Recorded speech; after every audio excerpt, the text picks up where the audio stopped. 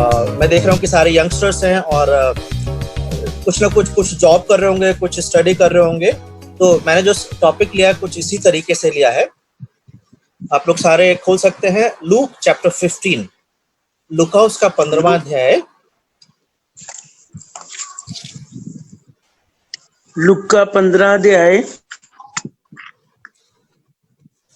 हम लोग लूका 15 में ही रहेंगे और मिलकर स्टडी करेंगे कि परमेश्वर आज हमसे क्या बात करना चाहते हैं। और इस पोर्शन को, ये कोई नया पोर्शन नहीं है, आपने पहले कई बार सुना होगा। एक उड़ाऊ पुत्र की कहानी के बारे में इसमें बताया गया है, लेकिन मैं विश्वास करता हूँ कि जिस तरीके से आज हम सीखने वाले हैं बहुत कुछ नया हमारे जीवन में होएगा, क्योंकि यहाँ पे दो जवान बेटों की स्टोरी बताई जा रही है। ओके, और मैं भी देख रहा हूँ कि हमारे ग्रुप में इट्स बेसिकली यूथ फेलोशिप। ज्यादातर लोग जवान हैं, या तो जॉब करने वाले हैं या स्टडी कर रहे हैं, या हो सकता है कुछ भी नहीं कर रहे, सिर्फ मस्ती में टाइम स्पेंड कर रहे होंगे। सो एनीवे, यहाँ पे दो जवान बेटों की स्टोरी बताई गई है और इस स्टोरी में बहुत कुछ ऐसा हो रहा है जो कई बार हम मिस कर जाते हैं, हम नहीं सीख पाते हैं। ओके, तो सबसे पहले ये देखेंगे कि यीशु मसीह ने ये एक स्टोरी सुनाई है। This is a man made story. ये यीशु की एक काल्पनिक स्टोरी है। It is not a true story. Okay, ये कोई ऐसी कहानी नहीं है कि जो वास्तविकता में हो रहा है। सबको सुनाई दे रहा है? Yes sir. ओके, तो ये एक स्टोरी है जिसके माध्यम से प्रभु यीशु मसीह कुछ सिखाना चाहते हैं। This is the parable. Okay, लेकिन ये स्टोरी किसको सुनाई जा रही है? कौन है जिसको ये स्टोरी सुना रहे हैं? तो अगर हम ध्यान से देखेंगे चैप्टर 15 को लूका के, और उसकी पहली कुछ वर्सेस को अगर आप देखेंगे, if you see just first 2 verses of book of Luke chapter 15, लूका उसका 15वें अध्याय की अगर सिर्फ पहली 2 वर्सेस को देखेंगे तो हमें वहां पर यह थोड़ा पता चलेगा कि why Jesus is telling this story. क्या जरूरत है कि यीशु ये स्टोरी बता रहे हैं और किसको सुना रहे हैं, इस स्टोरी के पीछे उद्देश्य क्या है। तो जब भी हम बाइबल पढ़ते हैं, we have to find out the purpose. हमें हमेशा ये सोचने की जरूरत है कि बाइबल में जो हम पढ़ रहे हैं ये क्यों लिखा गया है, इसके पीछे उद्देश्य क्या है। और उद्देश्य को जानने के लिए कई बार हमें जो हम सेक्शन पढ़ रहे हैं उसके पहले और उसके बाद को पढ़ना होता है। तो यहाँ पे लिखा हुआ है कि now all the tax collectors and sinners were coming to listen to him. चुंगी लेने वाले और पापी लोग यीशु मसीह के पास आ रहे हैं कि यीशु मसीह की सुने, यीशु मसीह क्या उपदेश दे रहे हैं। वर्स 2 में लिखा हुआ है, and the Pharisees and scribes were grumbling and saying, this fellow welcomes sinners and eats with them. फरीसी और शास्त्री लोग कुड़कुड़ा रहे हैं आपस में। उनकी प्रॉब्लम ये है कि यीशु अगर एक धर्मी व्यक्ति है तो वो पापियों के साथ क्यों उठ बैठ रहा है, वो पापियों के साथ खाना क्यों खा रहा है।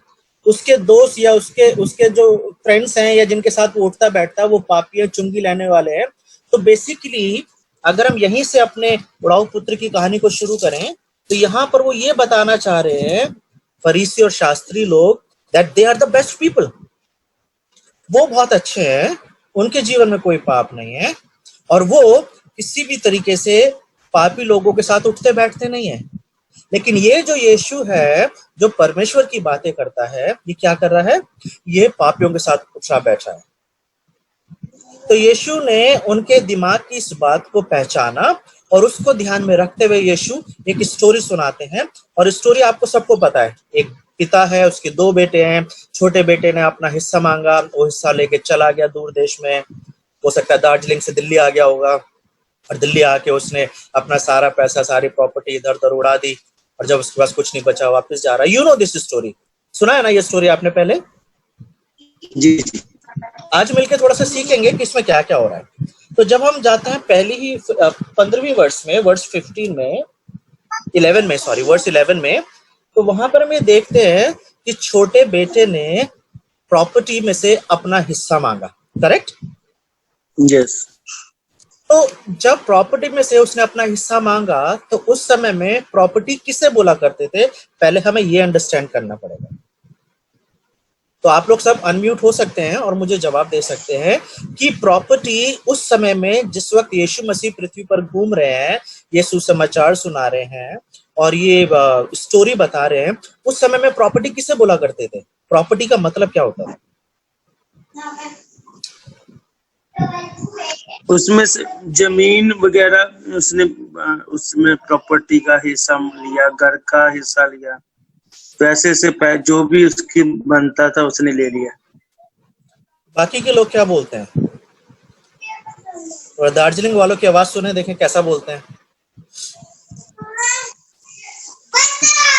कुछ आपने पहले कहीं सीखा हो, कहीं सुना हो। प्रॉपर्टी से मतलब क्या है? प्रॉपर्टी में क्या क्या चीज इन्वॉल्व होती थी? प्रॉपर्टी में पैसा वगैरह, जमीन वगैरह, और जो अपने घर में फैमिली में जो कुछ भी मिलते हैं वो प्रॉपर्टी है, जो उसका हक का चीज है। जमीन वगैरह है। अगर घास भी हो सकता है अगर वो फैमिली में हो तो। या ओके, बाकी के लोग कुछ कंट्रीब्यूट करेंगे, कुछ बताएंगे, कुछ थोड़ा सा शेयर करेंगे। प्रॉपर्टी में क्या क्या चीज यीशु मसीह के दिनों में प्रॉपर्टी में क्या क्या चीज मानी जाती थी?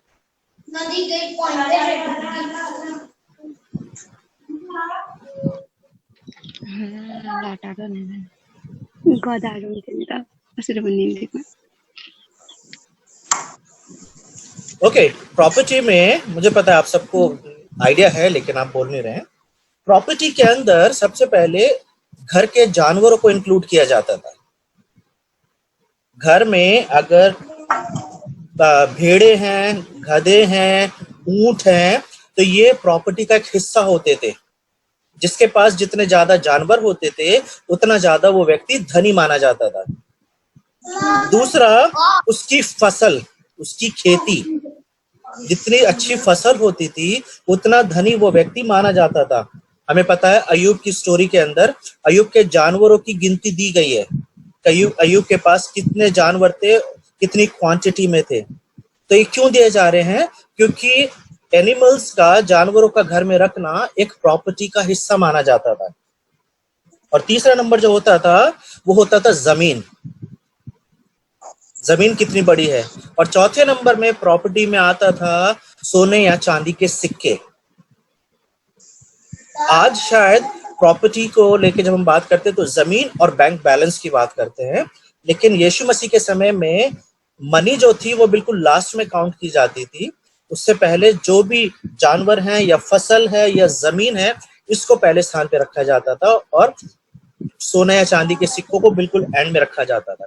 अब थोड़ी देर के लिए कल्पना कीजिए कि ये छोटे बेटे ने जब अपनी प्रॉपर्टी में से, अपने पिता की प्रॉपर्टी में से अपना हिस्सा मांगा, तो पिता को क्या करना होगा? उसने क्या करा होगा? उसने जाके अपने जानवरों को बेचा होगा मार्केट में जाके, ताकि बदले में उसे सोने या चांदी की या जो भी उस वक्त मनी चलती थी वो पैसा उसे मिल सके। फिर उसने अपनी प्रॉपर्टी को भी समाज में जाके किसी को बेचा होगा, किसी धनी व्यक्ति को, ताकि उस प्रॉपर्टी से भी कुछ पैसा मिल सके। क्यों? क्योंकि अब उसे अपनी प्रॉपर्टी को 2 भागों में डिवाइड करना है। तो एक चीज हम देख रहे हैं कि छोटे बेटे ने जो डिमांड करी है, उस डिमांड की वजह से पूरे परिवार के ऊपर एक शर्म आई है समाज में। क्योंकि जब उसका पिता अपने जानवरों को लेके मार्केट में गया होगा कि चलो इसे बेच देता हूं, तो मार्केट में लोग पूछ रहे होंगे कि क्या जरूरत है बेचने की, क्यों अचानक से इतनी जरूरत आ गई आपको कि आपको सब कुछ बेचना पड़ रहा है। तो वर्स 11 में हम एक चीज देख रहे हैं कि पिता के सामने बेइज्जती या शर्मनाक स्थिति उसी वक्त हो गई जब छोटे बेटे ने अपने प्रॉपर्टी का हिस्सा मांगा। और क्योंकि अब प्रॉपर्टी को 2 भागों में बांटना है, किसी भी घर में आज भी हम जहां भी रहते हैं, अगर आपके फैमिली में भी अगर प्रॉपर्टी है, जब प्रॉपर्टी का बंटवारा होता है तो इसे इज्जत से नहीं देखा जाता है।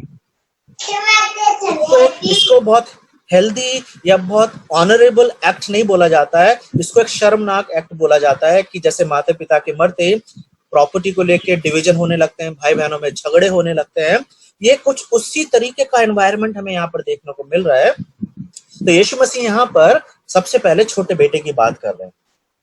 अब थोड़ी देर के लिए सोचेंगे कि छोटे बेटे के पास ये आइडिया आया कहां से। क्या सोचते कहां से आइडिया आया कि उसे अपने प्रॉपर्टी का हिस्सा लेना चाहिए?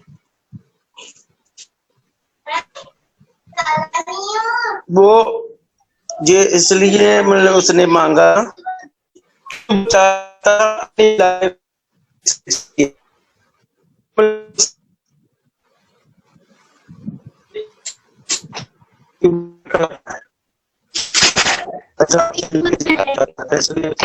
अपना अगर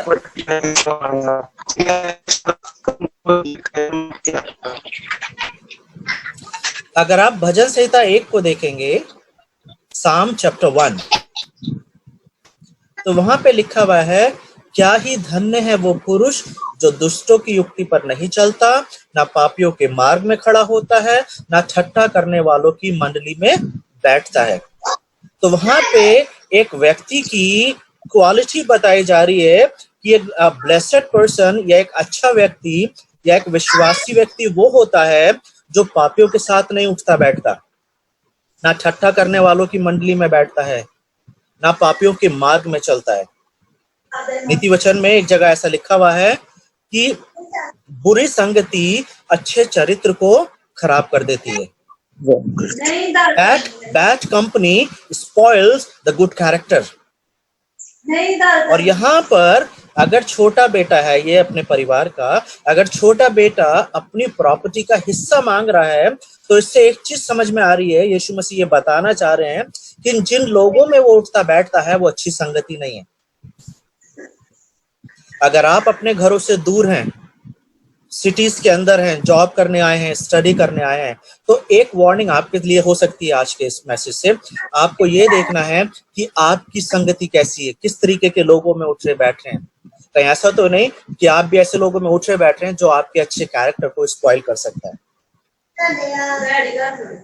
दूसरा चीज वहां पे लिखा हुआ है वर्ष 16 के अंदर, 16वीं आयत में लिखा हुआ है कि जब वो अपने प्रॉपर्टी को लेके दूर देश में चला गया, अपने फ्रेंड्स के साथ चला गया, तो उसने वहां पर हर एक वो पाप करा है जो समाज में पाया जाता है। कोई भी ऐसा पाप नहीं है जो उसने नहीं करा। क्यों? क्योंकि जब पैसा ज्यादा होता है तब बुद्धि कम काम करती है। हमारे समाज में ऐसा बोला जाता है कि पैसा और बुद्धि दोनों एक साथ नहीं आते हैं, या तो ज्ञान आता है या बुद्धि आती है। ज्ञान या पैसा एक साथ नहीं आता है। बहुत कम है जिनके पास ये एक साथ आता है और वो मैनेज करना जानते हैं। तो यहाँ पर लिखा हुआ है 16वीं आयत में कि अकाल पड़ा। It was the great famine and he ran out all his money। उसके पास अब पैसा नहीं बचा है। और क्यों हम बोल सकते हैं? क्योंकि इसकी संगति अच्छी नहीं थी। क्योंकि 16वीं वर्ष में लिखा हुआ है 15 में और 16 में कि जब अकाल पड़ा तो उसके दोस्त उसे छोड़ के चले गए। ये इस बात को दर्शाता है कि उसके पास अच्छे फ्रेंड्स नहीं थे। हम जो जवान लोग यहाँ पर बैठे हुए हैं, मैं बहुत सारे जवान लोगों को देख रहा हूँ, हम अपने माता पिता को नहीं चुनते हैं पैदा होने से पहले कि हमारे माता पिता कौन होने चाहिए। चुन सकते हैं क्या हम कि हमारी मम्मी कौन होनी चाहिए? अगर चुन सकते तो हो सकता है मैं बोलता कि मेरे पापा अमिताभ बच्चन होने चाहिए थे, या टाटा बिरला या अंबानी के घर में मुझे पैदा होना चाहिए था। क्या हम ये चुन सकते हैं हमें कहाँ पे पैदा होना है?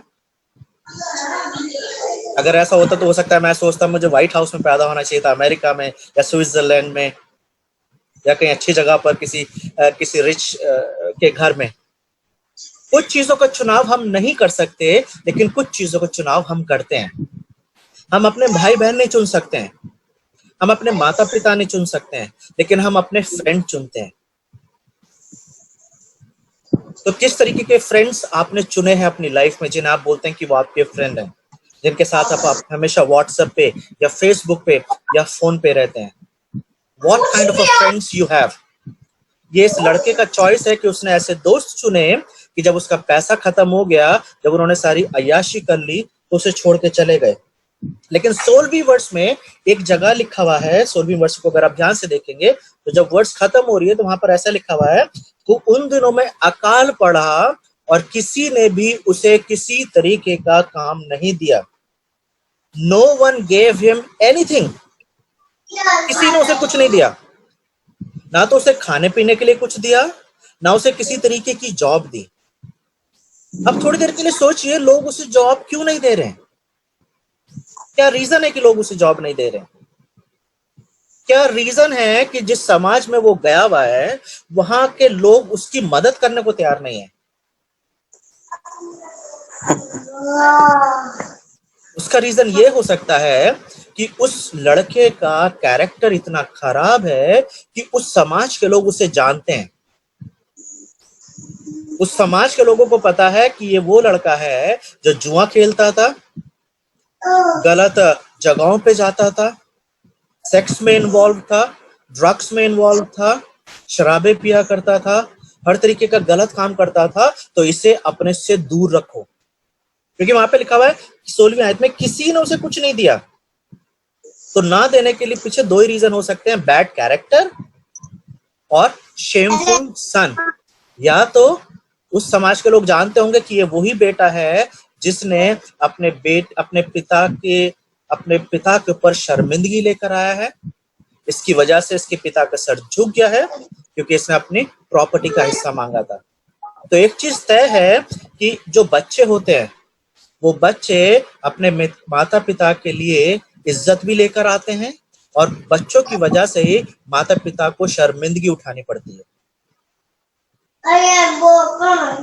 बच्चों की वजह से ही माता पिता की बेइज्जती समाज में होती है।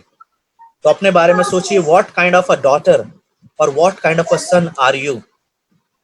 किस तरीके के बेटे हैं या किस तरीके की बेटी हैं आप? क्या आपकी वजह से आपके माता पिता को इज्जत सम्मान मिल रहा है, या आपकी वजह से आपके माता पिता को बेइज्जती या आपके समाज में शर्मिंदगी उठानी पड़ती है? वर्ष 17 को जब देखेंगे, 17 वर्ष को, तो वहां पे लिखा हुआ है कि अब उससे घर जाना चाहता है वो। सारे लोग वर्ष 17 को पढ़िए, और वर्ष 17 को पढ़ के आप मुझे बताइए क्या रीजन है वो घर जाना चाहता है। वर्ष 17। पर ਉਹਨੇ ਸੁਰਤ ਵਿੱਚ ਆਣ नहीं, ਕੇ ਕਿਹਾ, आस्ते आस्ते पढ़िए और सोच के मुझे बताइए कि आपको क्या लगता है वो घर क्यों जा रहा है, क्यों जाना चाहता है घर? ਪਰ ਉਹਨੇ ਸੁਰਤ ਵਿੱਚ ਆਣ ਕੇ ਕਿਹਾ ਭਈ ਮੇਰੇ ਪਿਓ ਦੇ ਕਿੰਨੇ ਹੀ ਕਾਮਿਆਂ ਲਈ ਵਾਫਰ ਰੋਟੀਆਂ ਹਨ ਅਤੇ ਮੈਂ ਇੱਥੇ ਭੁੱਖਾ ਮਰਦਾ ਹਾਂ। लगी आपको समझ सर? पंजाबी में मुझे समझ में आ गया, आपको समझ में आया है जो आपने पढ़ा है? हाँ जी, हाँ जी। तो मैं उठ के हाँ जी, पढ़िए, मुझे मतलब बताइए। हाँ जी, मैं उठ के, हाँ जी, मतलब अच्छा। पर उसने सुरत विच आण के क्या अपने मतलब के बुद्ध दे विच समझ च आण के उन्हें क्या भई मेरे प्यो दे लई, मेरे पिता दे लई किन्ने ही कामियां लई वाफर रोटियां, कि मेरे कम्मा जेरे साडे घर काम करने वाले लोग है जहाँ हमारे घर में जो काम करते हैं उनके लिए काफी रोटियां हैं, तो यहाँ मैं भूखा मर रहा हूँ। बाकी के लोग क्या सोचते हैं? बाकी के लोग अनम्यूट कर सकते हैं और मुझे बताएं कि वो घर क्यों जाना चाह रहा है।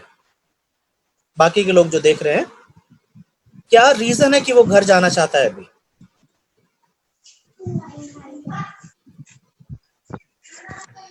Because he thought that his servants of his father Okay, eating good food okay, and okay. बाकी के लोग क्या सोचते हैं, वो क्यों घर जाना चाह रहा है? क्योंकि उसके पास जो भी पैसा था वो तो खत्म हो चुका है और उसके पास खाने के लिए कुछ नहीं था, तो उसने सोचा कि उसके घर में तो बहुत सारे खाने के लिए चीज होगा, तो वो घर जाने के लिए वो सोचा। फिर वेरी गुड। यहाँ पर 17वीं वर्ष को पढ़ के कहीं पर भी ऐसा लग रहा है आपको कि उसे अपने पापा की याद आ रही है? Can we say that he is missing his father? Yes.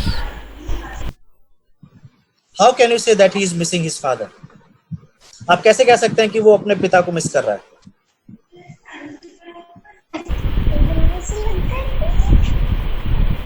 क्योंकि इस वर्ष में कहीं भी ऐसा नहीं। Yes yes please go ahead. क्योंकि उसने ये सोचा कि मैं घर जाके एक बार पापा से माफी मांगूंगा। ओके, ये माफी मांगने का आइडिया क्यों आया उसके पास?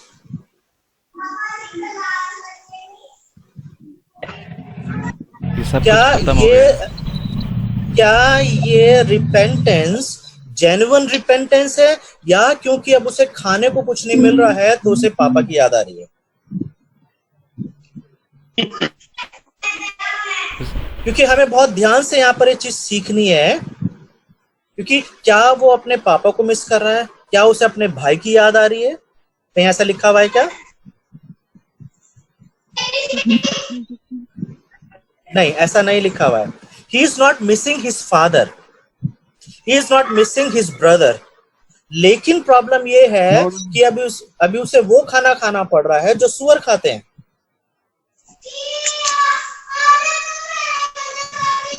Yes. और क्योंकि yes pastor Gabriel go ahead.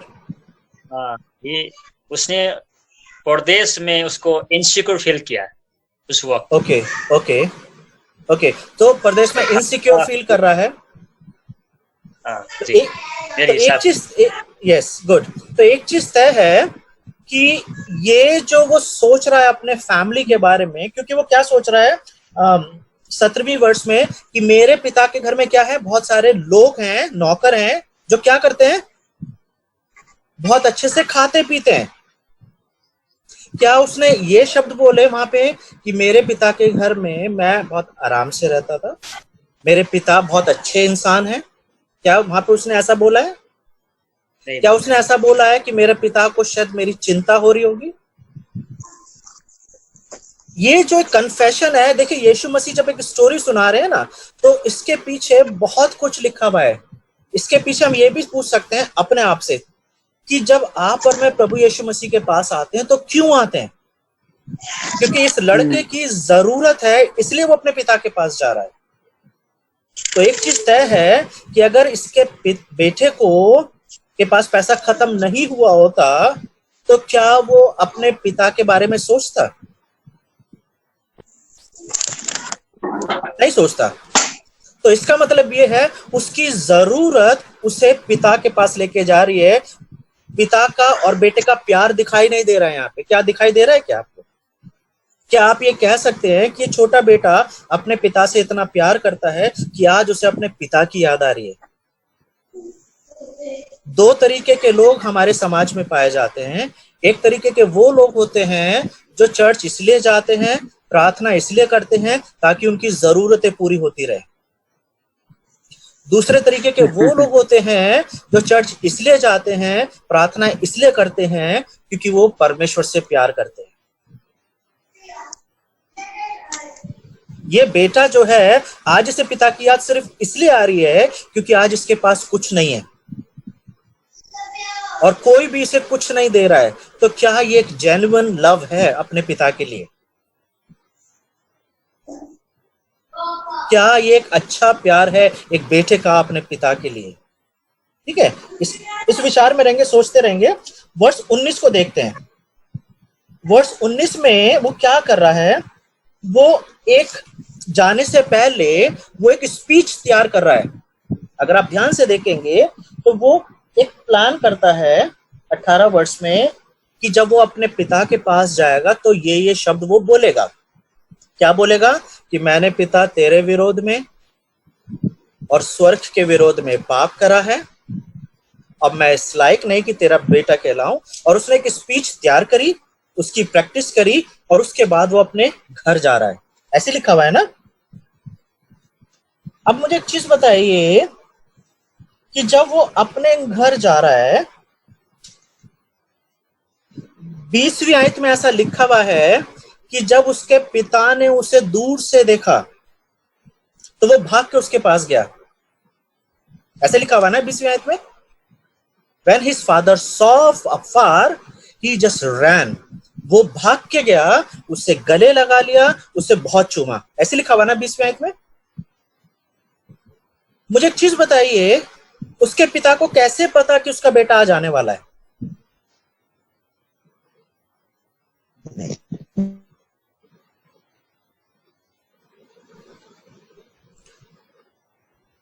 उसके पिता को how his father know that today my son is coming? बताइए, अनम्यूट कीजिए पहले।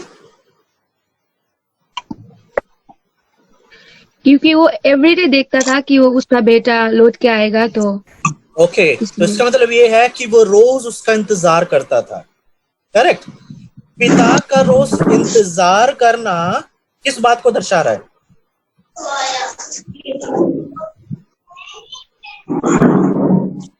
एक पिता अपने बेटे को जो चला गया है, अपने पिता की बेइज्जती करके, समाज में अपने परिवार की बेइज्जती करके चला गया है, पिता फिर भी रोज इंतजार कर रहा है कि मेरा बेटा आएगा। ये किस बात को दर्शाता है? Love. Okay, so this is a love of a father for his son. एक पिता का प्यार अपने बेटे के लिए। करेक्ट। लेकिन जब उसने अपने बेटे को आते हुए देखा तो भाग के जाने की क्या जरूरत है? वो भाग के जा रहा है, गले लगा रहा है, उसे चूम रहा है, क्या जरूरत है बताइए?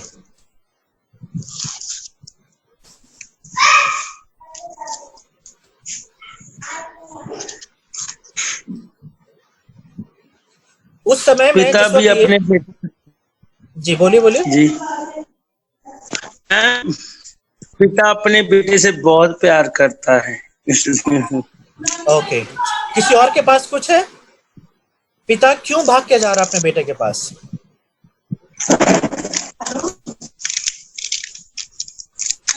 देखिए, ये एक ऐसा दृष्टांत है, एक ऐसा पैराबल है जिसको बहुत कम अच्छे से एक्सप्लेन किया गया है। बहुत कम आपने इसके बारे में प्रॉपर टीचिंग सुनी होगी। पहली चीज, हमें ये चीज समझना है कि जिस समय में यीशु मसीह ये स्टोरी सुना रहे हैं, आप ध्यान से सुनिएगा, ये वाला पॉइंट बहुत इंपॉर्टेंट है। उस समय में आदमी और औरतें जो थे एक ही तरीके के कपड़े पहनते थे, मतलब लंबे लंबे गाउन पहना करते थे। ये वो समय है, ठीक है। अगर आपने जीसस मूवी देखी है या कुछ जीसस से संबंधित कोई मूवी देखी होगी तो आपने वहां के कपड़े देखे होंगे कि आदमी लोग भी बड़े बड़े गाउन पहना करते थे। तो ये वो समय है जब आदमी लोग भी गाउन पहनते थे और जो लेडीज लोग थी वो भी गाउन पहनते थे। अब थोड़ी देर के लिए सोचिए कि अगर किसी व्यक्ति ने गाउन पहना हुआ है, लंबा सा एक अंगोछा पहना हुआ है, तो भागने के लिए उसे क्या करना पड़ेगा? भागने के लिए उसे थोड़ा सा उठाना पड़ेगा ना, ऐसे उठाना पड़ेगा तभी भाग सकता है। अगर ऐसे उठाएगा नहीं तो भाग नहीं सकता, गिर जाएगा।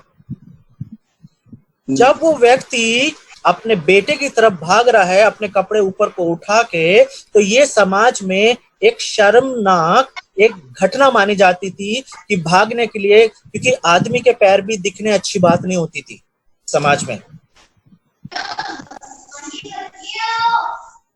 और वहां पे एक पिता है, वो अपने कपड़े ऊपर उठा रहा है, हो सकता है घुटने तक उसने अपना गाउन उठाया होगा, या घुटने से थोड़े अगर नीचे तक भी उठाया है, तो इसको अगेंस्ट मॉडेस्टी बोला जाता था। यानी कि समाज में एक अश्लीलता फैलाना या किसी भी तरीके का ऐसा काम जो समाज में एक्सेप्टेबल नहीं है, वो पिता कर रहा है। लेकिन फिर से क्वेश्चन ये आता है कि भाग के अपने बेटे के पास जाने की जरूरत क्या है? बेटा तो आ रहा है ना घर, थोड़ा वेट कर लेते हैं घर पे। घर पे थोड़ा सा रेड कारपेट बिछा देते हैं, घर पे थोड़ा फूल ले आते हैं, थोड़ा सा कुछ म्यूजिक बजा देते हैं, लेट हिम कम। पिता क्यों भाग के जा रहा है? तो फिर से हमें उस समय के कल्चर को अंडरस्टैंड करने की जरूरत है। पिता इसलिए भाग के गया क्योंकि उस समय के कल्चर में ये था कि अगर कोई इस तरीके का बेटा अपने घर से चला गया है और फिर से वो वापस आ रहा है, तो समाज के लोग उस पर थूकते थे, उससे गालियां दिया करते थे, कई बार उसे पथरावा करते थे, पत्थर करके उसे मारते थे। मतलब जितना हो सके समाज के लोग इंसल्ट करा करते थे। और पिता भाग के इसलिए जाता है क्योंकि पिता जाते ही उसे गले लगा लेता है। 20वें वर्ष में यही लिखा हुआ है, उससे गले लगा लेता है। पिता का गले लगाने का मतलब यह है ताकि समाज के लोग जो उसे देख रहे हैं अब उसे कुछ नहीं कह सकते। क्योंकि अब वो अकेला नहीं है, उसके पिता ने उसे अपने अपने हाथों में ले लिया है। तो आप देख रहे हैं पिता का प्यार। एक पिता जो है वो ये भी सोच सकता था कि ठीक है, होने दो थोड़ी इसकी बेइज्जती, अब इसे अकल आई है ना। उस दिन तो अकड़ के सारे पैसे लेके चला गया, सब कुछ लेके चला गया, अब पता चला। लेकिन पिता ऐसा कुछ नहीं बोल रहा है, भाग के जा रहा है। पिता को इस बात से प्रॉब्लम नहीं है कि उसकी इंसल्ट एक बार फिर से हो रही है, वो कपड़े उठा के भाग रहा है। लोग उसके बारे में क्या बोल रहे होंगे कि एक आदमी इतना बड़ा उम्र का, जिसके जवान बच्चे हैं, वो कपड़े उठा के भाग रहा है। लेकिन पिता को इस बात से परवाह नहीं है कि समाज उसके बारे में क्या सोचता है। पिता को इस बात से मतलब है कि उसका बेटा वापस आ रहा है।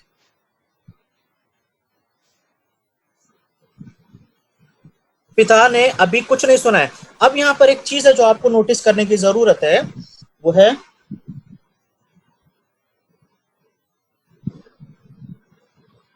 21वीं आयत में, सॉरी 22वीं आयत में बेटे ने क्या बोला। यहाँ पे एक शब्द है जो आपको ध्यान से देखना है।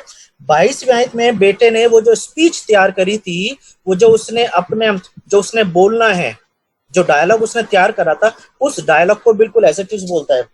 जो उसने 20वीं वर्ष में या 19वीं वर्ष में जो उसने सोचा था कि अपने पिता को जाके बोलूंगा, उसी चीज को वो 22वीं वर्ष में बोला। क्या बोला है कि देख, मैं अब इस लायक नहीं कि तेरा बेटा कहलाऊं, मैंने तेरे विरोध में और स्वर्ग के विरोध में पाप करा है, इसलिए अब मुझे क्या कर। यहाँ पे क्या बोल रहा है? पहली चीज वो मना कर रहा है कि मैं तेरा बेटा बनने के लायक नहीं हूं, लेकिन क्या वहां पे वो ये बोल रहा है कि आज से मैं तेरा दास कहलाऊंगा? क्या वर्ड आया वहां पे, बताइए आपके नेपाली में क्या वर्ड आया, मैं जानना चाहता हूँ। 22वीं आयत पढ़ दीजिए कोई जना नेपाली में। अनि छोराले तिनलाई भन्यो, हे पिता, मैले स्वर्गको विरुद्धमा र तपाईको दृष्टिमा पाप गरेको छु, म फेरि तपाईको छोरो भनिने योग्यको छैन। और आगे कुछ लिखा हुआ है, थोड़ा और आगे पढ़िए। तर बाबुचाहीले आफ्ना दासहरूलाई भन्यो, चाँडो सबैभन्दा असल लुगा ल्याएर यसलाई लगाइदेऊ, अब त्यसको हातमा औँठी र खुट्टामा जुत्ता लगाइदेऊ। बस यहाँ पे मुझे क्योंकि क्लियर नहीं हुआ है, इंग्लिश में और हिंदी में बिल्कुल स्पष्ट लिखा हुआ है। वो ये बोल रहा है कि मैं तेरा बेटा बनने के लायक नहीं हूं, लेकिन हाँ, मैं एक नौकर की तरह रह सकता हूं। यीशु मसीह जब ये स्टोरी सुना रहे हैं, उस समय में दो तरीके के नौकर हुआ करते थे। एक नौकर वो जिसे हम दास बोलते थे, जिसे खरीदा जाता था, जो गुलाम होता था, जिसके अपने कोई अधिकार नहीं होते थे। दूसरा नौकर वो होता था जिसे तनख्वाह मिलती थी, जिसके अधिकार होते थे, जो अपनी शर्तों पे काम करता था। जब उसने काम कर लिया, उसे उसकी तनख्वाह मिलती थी। दास को कभी तनख्वाह नहीं मिलती थी। तो ये किस तरीके के दास बनना चाह रहा है ये लड़का? क्या ऐसा दास बनना चाह रहा है जिसके कोई अधिकार नहीं, या ऐसा दास बनना चाह रहा है जो अपने घर में रहेगा, अपने तरीके से रहेगा और जिसको अपनी तनख्वाह मिलती रहेगी? कौन से तरीके का दास बनने की बात कर रहा है यहाँ पे?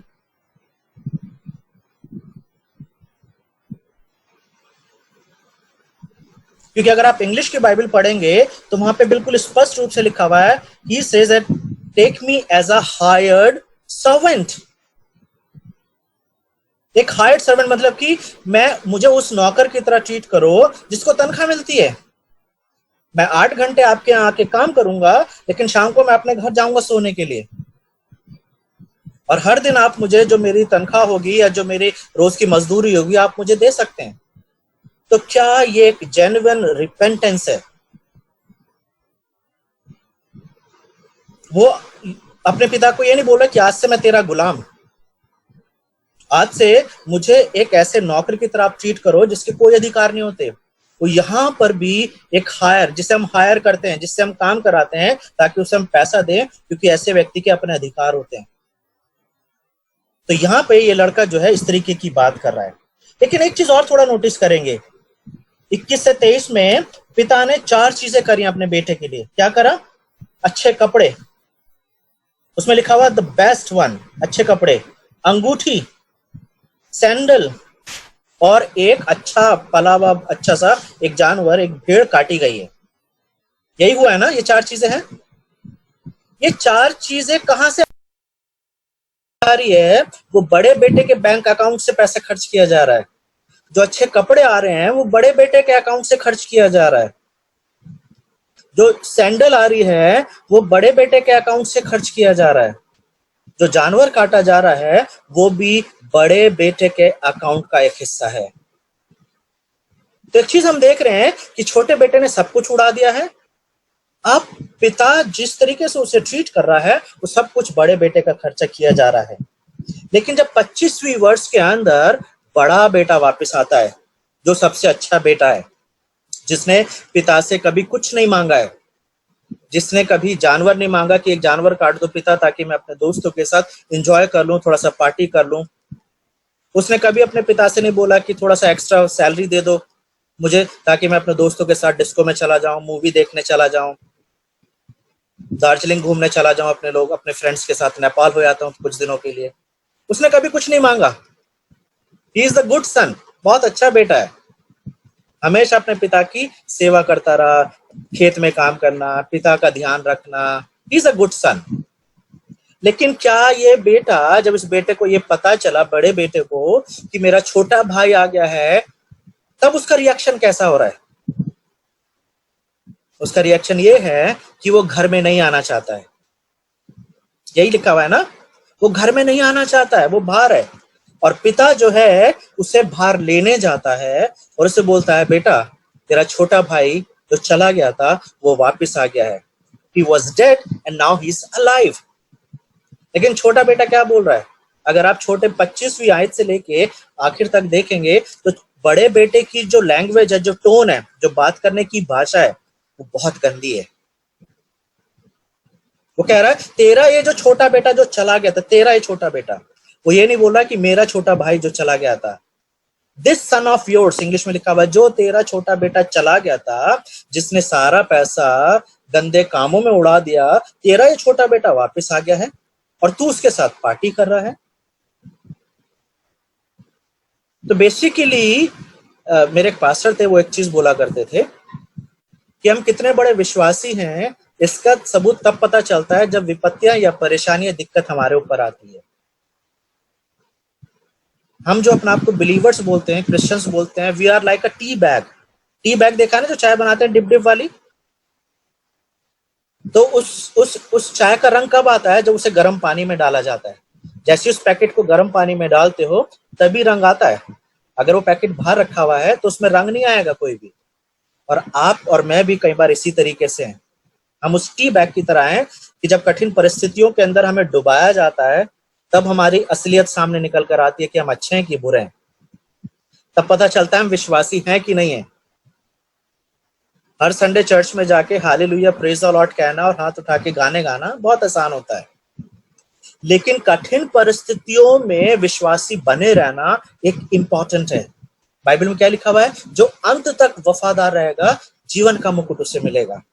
और यहाँ पे बड़ा बेटा जो है अंदर आने से मना कर देता है।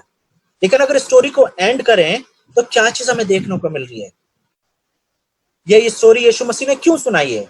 ये स्टोरी यीशु मसीह ने इसलिए सुनाई है कि एक पिता है जो बड़े बेटे को, छोटे बेटा जब आता है तो उसको लेने के लिए बाहर जाता है, और जब बड़ा बेटा आता है तब उसको लेने के लिए भी बाहर जा रहा है। आप देख रहे हैं, पिता दोनों बेटों को लेने के लिए बाहर जा रहा है।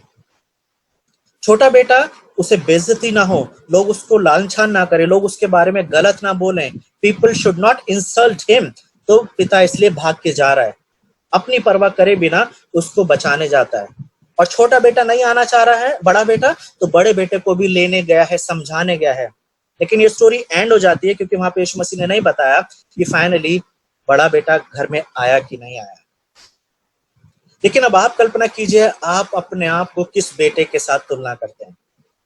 क्या आप अपने आप को बोलते हैं कि मैं छोटे बेटे की तरह हूं जो गलत कामों में फंस गया लेकिन वापस आया, या आप अपने आप को उस बेटे की तरह बोलते हैं जो कभी गया ही नहीं, हमेशा पिता के साथ रहा, लेकिन रियलिटी में बड़ा बेटा भी अपने पिता से प्यार नहीं करता है।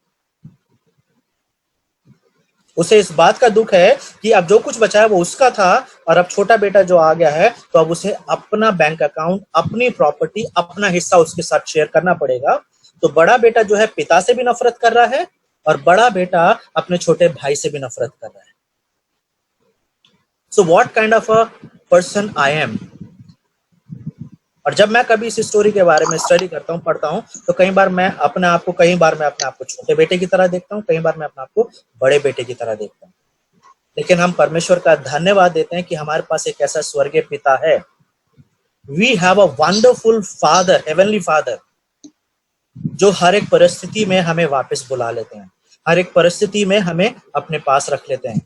जब मैं छोटे बेटे की तरह होता हूँ, तब मेरा परमेश्वर मुझे गले से लगा लेता है, ताकि समाज मेरे पर उंगली ना उठाए, मेरे को इंसल्ट ना करे। और जब मुझे ऐसा लगता है कि मैं बड़े बेटे की तरह हूँ, तो परमेश्वर मेरे पास आते हैं और मुझे समझाते हैं और मुझे बोलते हैं कि सब कुछ छोड़ के मुझे अपने भाई को गले लगाने की जरूरत है। तो आप जितने लोग यहाँ पर जवान बैठे हुए हैं, किस तरीके की संगति आपकी है, किस तरीके के फ्रेंड्स आपके हैं। यहाँ पे बेटों की बात की गई है, लेकिन मैं आपको बताऊं, हम जिस समाज में जी रहे हैं, हमारे समाज में बेटियां भी कुछ ऐसी ही हैं। लड़कियों के भी कई बार गलत फ्रेंड्स हो सकते हैं, जैसे लड़कों के होते हैं। गलत आदतें, गलत सोसाइटी, गलत बातों में उलझ जाती हैं। दोनों बेटों ने पिता को रिजेक्ट करा है। क्या हम ये बोल सकते हैं कि हम कहीं भी रहते हैं, लेकिन हम अपने पिता को कभी नहीं छोड़ेंगे? कौन सा वाला पिता? स्वर्गीय पिता। वो हमसे प्यार करता है। उसने छोटे बेटे को माफ करा है। कब माफ करा? अब सोचिए, छोटे बेटे ने क्या कुछ नहीं करा है। हर एक गलत काम में अपना पैसा उड़ा दिया, लेकिन पिता ने उसे गले लगा लिया। This is the God of the Bible. इसलिए बाइबल में लिखा हुआ है, तुम्हारे पाप चाहे लाल रंग के क्यों ना हो, फिर भी वो उसे धो के हिम की तरह सफेद कर देगा। He will wash all our sins and make us pure and white. लेकिन जरूरत है कि हमें पिता के पास आना है। इसलिए नहीं क्योंकि हमारी जरूरत है। आज बहुत सारे लोग दुआ प्रार्थना ज्यादा कर रहे हैं क्योंकि कोरोना वायरस आ गया। जो लोग प्रार्थना नहीं करते थे, वो भी आजकल प्रार्थना कर रहे हैं, तो छोटे बेटे की तरह, कि कहीं वायरस ना लग जाए, इन्फेक्शन ना हो जाए। जितनी प्रार्थनाएं पहले नहीं होती थी, इन दिनों में कुछ ज्यादा प्रार्थना हो रही हैं। और जो लोग रेगुलर प्रार्थना करते थे, वो आज भी प्रार्थना कर रहे हैं। तो आपको अपने आप से सवाल पूछना है कि आप प्रभु यीशु मसीह के पास क्यों हैं? आज आपकी जरूरत है इसलिए आप प्रभु यीशु मसीह से प्रार्थना करते हैं, आराधना करते हैं, या आप परमेश्वर से प्यार करते हैं, प्रभु यीशु मसीह से प्यार करते हैं, इसलिए आप उनके पास हैं? इसी क्वेश्चन के साथ मैं यहीं पे खत्म करता हूं, और मैं विश्वास करता हूं कि आप अपने आप को सही आंसर देंगे कि आप प्रभु यीशु मसीह के पास क्यों गए हैं। आपकी जरूरत है या आपका रिलेशनशिप है? तो thank you pastor Gabriel for calling me and inviting me in this room. मुझे अच्छा लगा सबको देख के। मैं विश्वास करता हूँ कि आप सबको आशीष मिली है। मेरा YouTube चैनल है जहाँ पे मैं हर संडे मैसेज अपलोड करता हूँ। इन दिनों में हम लोग एक सीरीज कर रहे हैं, फ्रूट ऑफ द स्पिरिट, आत्मा के फल के ऊपर। अगर आप मेरे चैनल पे जाएंगे, वहाँ पे फ्रूट ऑफ द स्पिरिट लिखेंगे या मैक्सवेल जॉर्ज लिखेंगे, तो मेरे सरमन आ सकते हैं, आप उसके ऊपर भी स्टडी कर सकते हैं। तो please subscribe and like and share. और कभी भी कोई भी क्वेश्चन आता है, फील फ्री, पास्टर गैब्रियल के पास मेरा नंबर है, आप कभी भी मेरे से बात कर सकते हैं। So thank you very much, God bless you. Thank you, sir, for your precious time and for your precious word of God. And personally, I got blessed through this parable.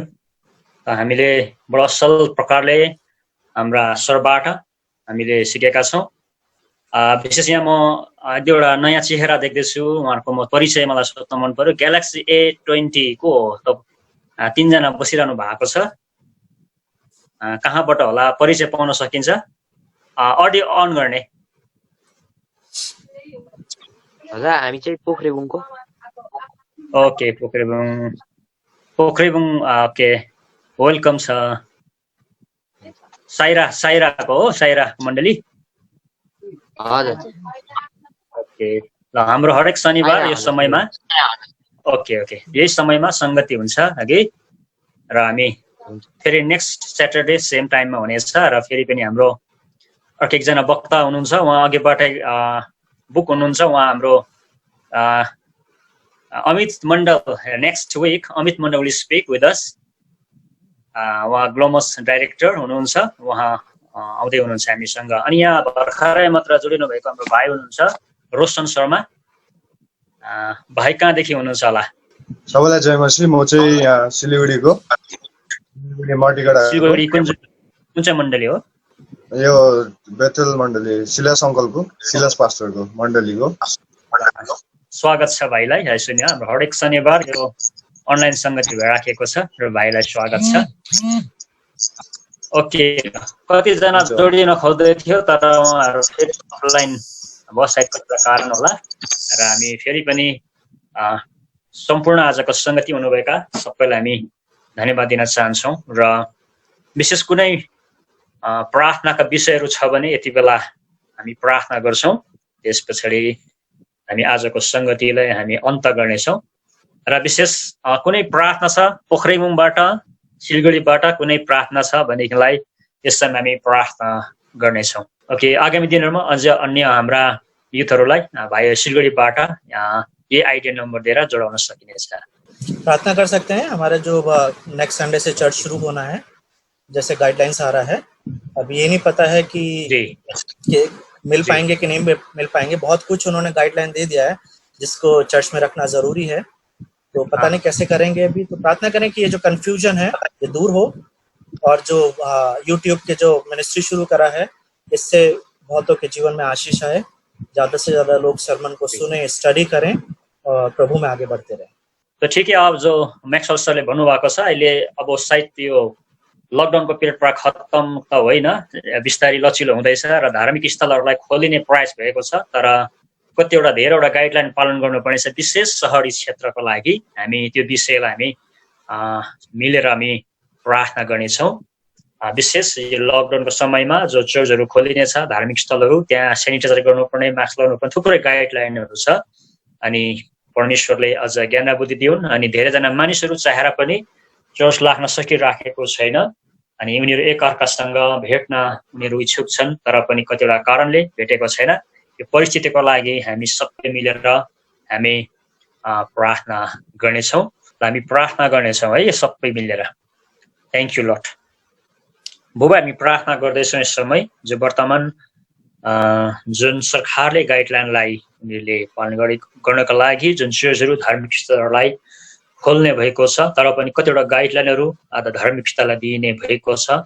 अनि सायद धेरैजना मानिसहरू कन्फ्युजन होला, कतिवटा गाइडलाइनहरूलाई पुरा गर्न नसकिएला, तर हामी प्रार्थना गर्छौँ आजको दिनसम्म यद्यपि यो चर्चहरू बन्द भए तापनि प्रभु हाम्रो सङ्गतिहरू, हाम्रो आत्मिक हाम्रो कनेक्सनहरू चाहिँ बन्द भएको छैन। अनि तपाईँले विभिन्न तकनिकीहरूद्वारा यसरी सङ्गति गर्ने अवसर दिइराख्नु भएको छ, हामी त्यो धन्यवाद। र यद्यपि जब चर्चहरू आउनेवाला दिनहरूदेखि खुलिनेछ, तपाईँ परमेश्वरको निगाह अनि भर्खरै दिएको गाइडलाइनलाई पनि बडो बुद्धिमत्तामा पालन गर्नको लागि परमेश्वर तपाईँले आफ्नो दास दासीलाई तपाईँ बाटाको बुद्धि र ज्ञान दिनुहोस् अनि सबै कुरोबाट तपाईँ परमेश्वरले आफ्नो महिमालाई लिनुहोस् भनिकन हामी प्रार्थना गर्दछौँ। धन्यवाद तपाईँले दिनुभएको समयको लागि। अनि विशेष प्रार्थना गर्छु हाम्रो सर म्याक्सवेलको लागि, जसले आजको सुन्दर वचन हामीसँग राख्नु भएको लागि।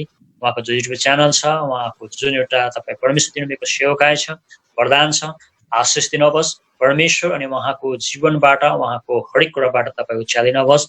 अनि हामी धन्यवाद दिन्छौँ उहाँलाई यसरी हामीसँग रहेर सङ्गति गर्नलाई, हामीसँग वचनबाट बोल्नलाई यो समय उहाँसँग हामीलाई दिनुभएको लागि धन्यवाद।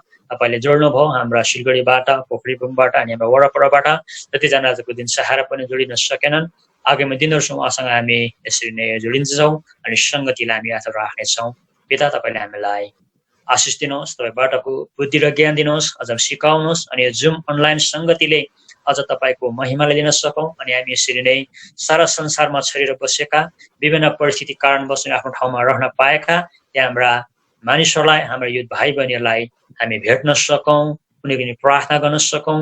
अनि तपाईँ परमेश्वरबाट, तपाईँको वचनबाट उनीहरूलाई स्पेशल कभरिङमा राख्दै प्रभु तपाईँको इन्टिमेसीमा पढ्न उनीहरूलाई पनि कुराबाट सहायता भएको होस्। यस समय र अवसर दिनुभएको लागि तपाईँलाई धन्यवाद। धन्यवाद बिन्ती येशू ख्रीष्टको नाममा।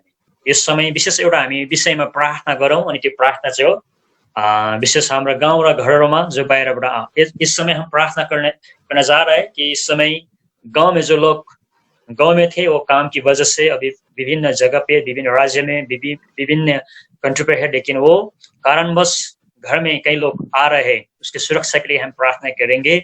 और जो लोग आ रहे हैं उसका क्वारंटाइन सेंटर में तो बैठना ही है, लेकिन उसका स्वास्थ्य के लिए प्रार्थना करेंगे, उसका ट्रैवलिंग के सुरक्षा के लिए प्रार्थना करेंगे।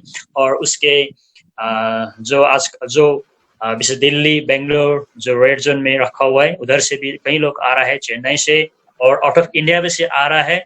तो उन लोगों को सुरक्षित यात्रा के लिए, स्वास्थ्य के लिए इस समय सब मिलकर प्रार्थना करेंगे। और इस प्रार्थना को हमारा सर मैक्सवेल अगुवाई करने के लिए मैं आवेदन करता हूँ।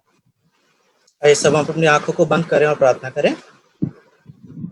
प्रभु, हम आपका धन्यवाद देते हैं आज के दिन के लिए, धन्यवाद देते हैं आपके वचन के लिए प्रभु जी, जिसने हमसे बातचीत करी प्रभु, हमें सिखाया प्रभु, ताकि हम अपने जीवनों के बारे में जान सकें और अपने आप से सवाल पूछें प्रभु कि हम आपके पास क्यों आते हैं।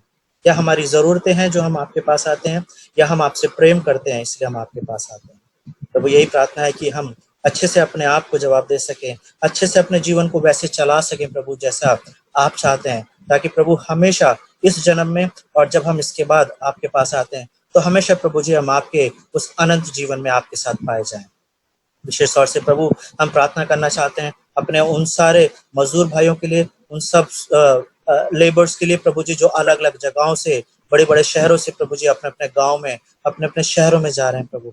ये प्रार्थना करना चाहते हैं जबकि इस कोरोना वायरस की वजह से जो कंफ्यूजन प्रभु जी हमारे समाज में आ गया है, जो डिसहार्मनी, डिसयूनिटी हमारे समाज में आ गई है प्रभु, यही प्रार्थना करना चाहते हैं कि एक बार फिर से प्रभु जी हम सबको, पूरे संसार को प्रभु जी आपकी दया की जरूरत है, ताकि प्रभु जो वायरस जो हमारे समाज में आ गया है ये पूरी तरीके से जा सके। हम जानते हैं प्रभु कि आपके लिए कोई भी चीज इम्पॉसिबल नहीं है। There is nothing father that we can say it is impossible to God, because you are the God who can do anything father. Nothing is impossible for you father God. Father God, we just pray for our country, we pray for our leaders, we pray for everyone Father God। हर एक को प्रभु आप वो बुद्धि दे, वो समझ दे प्रभु जी, ताकि इस वक्त प्रभु हर एक जन समझदारी के साथ, ईमानदारी के साथ प्रभु जी अपने जीवन को चला सके और इस बात को जान सके प्रभु जी कि हमारी प्रॉपर्टी, हमारा पैसा, हमारा स्टेटस या कोई भी चीज प्रभु जी हमें नहीं बचा सकती है। अगर कोई है जो हमें बचा सकता है, अगर कोई है जो हमें सुरक्षा दे सकता है, वो केवल आप ही है प्रभु। तो यही प्रार्थना करना चाहते हैं कि हर एक वो जन प्रभु जी जो आपके नाम से जाना जाता है, उन सब के लिए यही प्रार्थना करना चाहते हैं प्रभु कि आपकी सुरक्षा उन सब के ऊपर बनी रहे प्रभु जी, ताकि हर एक विश्वासी, हर एक मिनिस्टर, हर एक प्रभु का जानने वाला प्रभु जी इस वायरस से बचा रहे। साथ ही साथ उन लोगों के लिए भी प्रार्थना करना चाहते हैं प्रभु जो किसी न किसी रूप से इन्फेक्शन हो रहा है प्रभु जी, वायरस का इन्फेक्शन हो रहा है या समाज में किसी वजह से परेशान हो रहे हैं प्रभु, उन सब के लिए यही प्रार्थना करना चाहते हैं कि प्रभु आपकी दया, आपका अनुग्रह, आपकी मदद उन तक पहुंच सके, ताकि प्रभु हर एक जन पूरी तरीके से बचाया जा सके। हम यही चाहते हैं प्रभु जी कि पूरे संसार में एक बार फिर से आपका अनुग्रह हो सके, क्योंकि प्रभु हम जानते हैं कि यदि आप चाहें तो इसको हटा सकते हैं प्रभु जी। फिर भी प्रभु हम अपनी नहीं लेकिन आपकी इच्छा चाहते हैं प्रभु कि हमारे जीवन में पूरी होती रहे। पास्टर गैब्रियल के लिए और हर एक उस जवान के लिए जो इस वक्त इस वीडियो में प्रभु, उनके लिए यही प्रार्थना करना चाहते हैं, हर एक को नाम बनाम आशीष और बरकत दे, हर एक को प्रभु जी अपने प्रेम में, अपने विश्वास में, अपने दिल डॉल में बढ़ने की समझ दे प्रभु, ताकि हर एक जन एक दिन ऐसा आए प्रभु जी की एक बड़े मिनिस्टर होके, एक बड़े प्रभु के दास होके ज्यादा से ज्यादा काम करने वाले बन सके। हम धन्यवाद देते हैं समय के लिए और इस प्रार्थना विनती को प्रभु यीशु मसीह के नाम से मांगते हैं, आमीन। म भाइ रोशन शर्मालाई बिन्ती गर्छु, उहाँले लास्ट प्रेयर गरिकन यस फेलोशिपलाई अन्त गरिदिनको लागि क्लोजिङ प्रेयर गरिदिन म अनुरोध गर्दछु। आउनुहोस् हामी प्रार्थना गरौँ यस समय। धन्यवाद दिन्छु माननीय जीवित परमेश्वर पिता, फेरि पनि प्रभु तपाईँको चरणमा प्रभु हामी तारा नजिकबाट प्रभु यसरी नै युथहरू प्रभु भेला भएर प्रभु तपाईँको चरणमा आएको छ परमेश्वर पिता, त्यसको निम्ति प्रभु तपाईँलाई धन्यवाद दिँदछु प्रभु। यसरी नै प्रभु प्रार्थना गर्दछु प्रभु, आज प्रभु जे पनि प्रभु वचनहरू सुनेको छ प्रभु, हामीले परमेश्वर पिता त्यो वचन अनुसार प्रभु हामीलाई चल्ने व्यक्तिहरू तपाईँले बनाउनुहोस् भन्ने प्रार्थना गर्दछु प्रभु।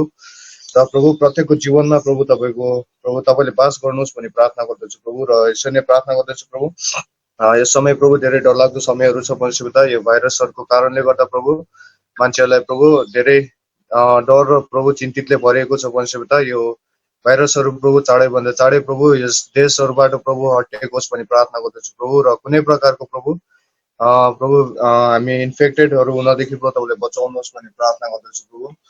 यसरी नै प्रार्थना गर्दछु प्रभु, हाम्रो पास्टरहरूलाई प्रभु, हाम्रो प्रभु लिडर अगुवाजनहरूलाई प्रभु तपाईँले आशिष दिनुहोस् प्रभु। तपाईँले प्रभु उनीहरूलाई प्रभु असल तरिकाले प्रभु चलाउँदै लानुहोस् भन्ने प्रार्थना गर्दछु प्रभु।